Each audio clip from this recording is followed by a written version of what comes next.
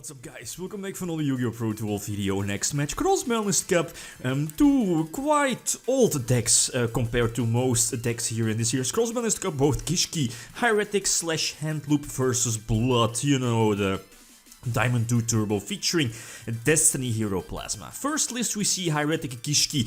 I think the list, or you know, this particular way of running the Heretic variant with Gishkis was only relevant for I think like 1 or 2 weekends here for us TCG players. It was a huge anticipated deck back then, back in 2012 for us TCG players. But again, Konami quickly exited by, I think, limiting Gust Kraken.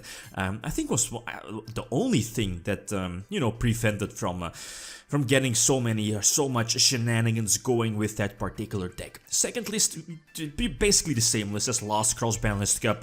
Definitely like a popular deck, but for a good reason, featuring triple Stratos, triple damage infusion, and of course pre-errata Demog.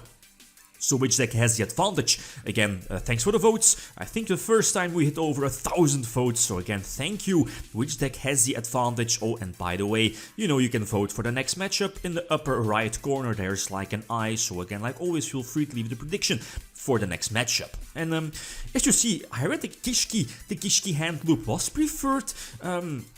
You know, sitting at about 64% compared to the Blood deck, 35%. And if you look at the comments, a couple of comments from previous video, most videos call the hero variant, actually, at least from the top comments, that is.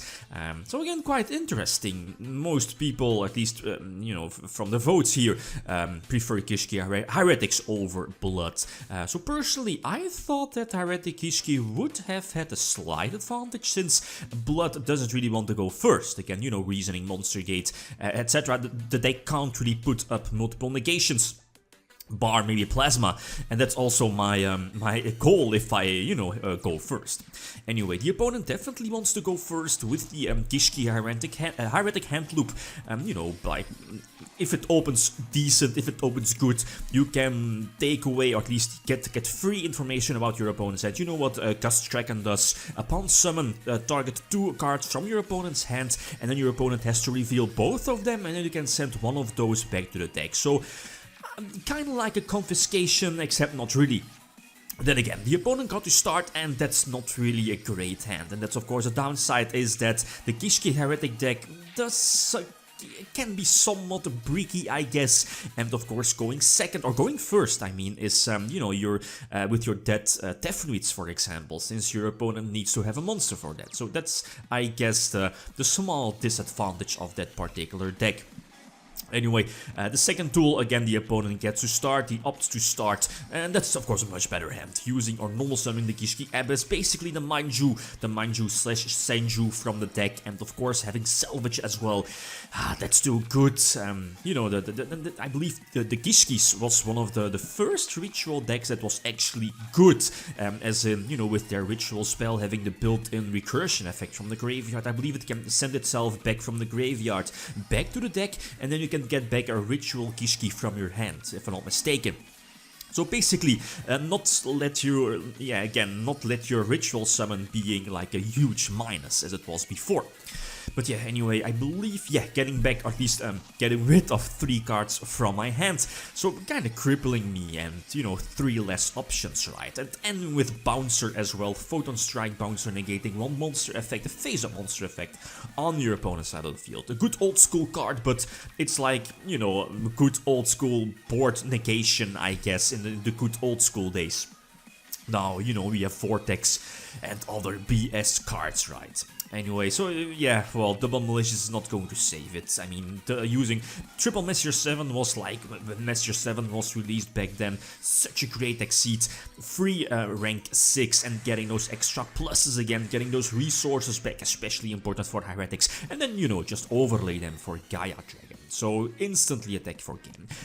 I have 2 options, either going second and, well, I think in 90% of the games, 9 out of 10 games just lose on his first turn, you know, because of the hand loop, etc.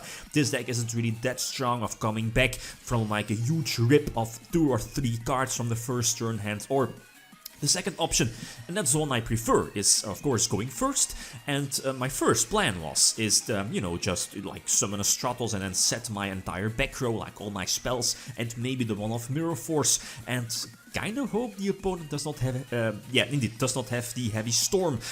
You know, the chances aren't that high, and by setting everything, my hand is safe, but there is another option, is, you know, going first, and if I see the opportunity is to go for the first run Plasma. Now the problem is, you know, Plasma with that skill drain effect, your opponent cannot use any monster effects, prevents them from, I believe, activating or, well, at least using it. Here in this situation, not really that important, but equipping with triple Phoenix Blade was crucial. Again, that put Destiny Hero Plasma at 2800, and if I'm not mistaken, that's strong enough. I believe if you look at the extra deck from the opponent's deck, I believe the highest attack monster is 2-7, let's say Master 7, I think.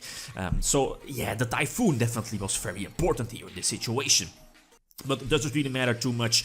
Kept the Dimension Fusion in hand and the Vortex set, but I think that doesn't really matter. I mean, my thought process back then was, okay, he has to pick 2 cards with Gust Kraken, but I don't think that's the case. Even though your opponent only has 1 card in hand, I believe it was ruled back then that the Gust Kraken still would have, at least still would get its effect off, even though, you know, your opponent can't reveal 2 cards from his or her hand, right?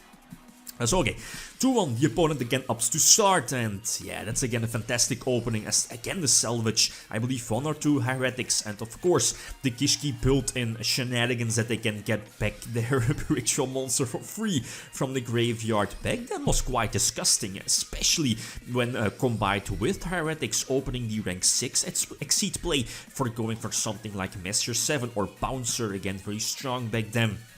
And yeah, you know, so basically resource management, but still I think I only lost 2 cards, so I still have a chance, right? But okay, Stratos, yeah, indeed it does up to negate it, and yeah, this is a problem. I think just tribute someone for Dasher, I guess, and then, you know, tribute one of my monsters, so Dasher will get the extra 1000 attack boost to attack over the Measure 7. Measure 7 important, I mean, I can't let him get back the resources. Then he reveals a salvage, and that's game over.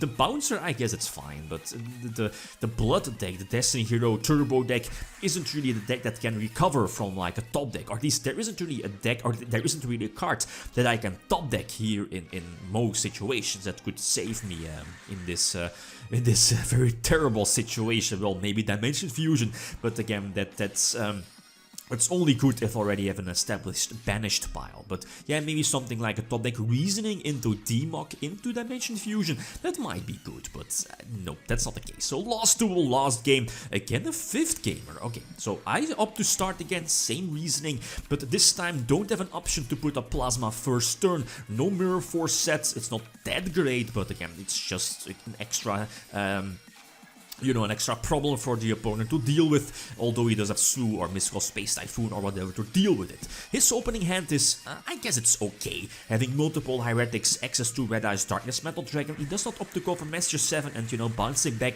the Red Eyes Darkness Metal Dragon, but he does opt to end with the Bouncer, again negating 1 monster effect, but this is good. I'm still at a very solid amount of life points, and here the Phoenix Blade, activating the Phoenix Blade, equipping to Stratos was crucial to get it in my graveyard.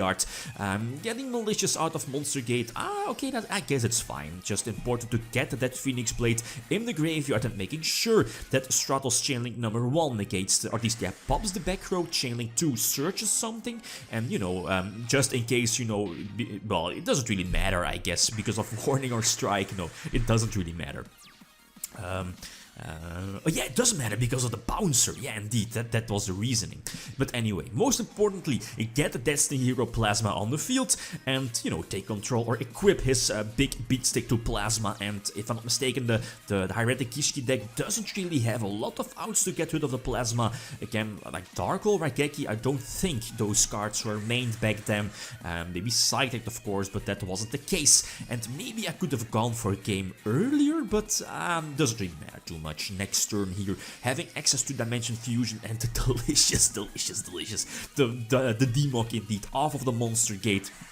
And I don't have to fear Mirror Force or Torrential, well, mainly Torrential Tribute, I guess, and the fact that Stratos, triple Stratos, can either pop back row or, you know, surge something is so strong. So the MVP, that's Destiny Hero Plasma, is a card that I definitely underestimated in the previous Cross-Banlist Cup as well. The card does so much for this deck. So I think again we have a well-deserved winner with Blood taking 3 points and Gishki only 2 points. Next matchup, as you see here, feel free to leave your prediction upper right corner. The Eye, you know, Burning Abyss from 2016 versus Lightsworn Zombies. Good old school zombie Teledead, I guess, with card of Safe Return, as you see here. So again, like always, feel free to leave your prediction upper right corner or a comment. Right, okay, guys, that's it. Thanks for watching and feel free to leave a comment or a like if you enjoyed the video. Lithium signing out. Peace.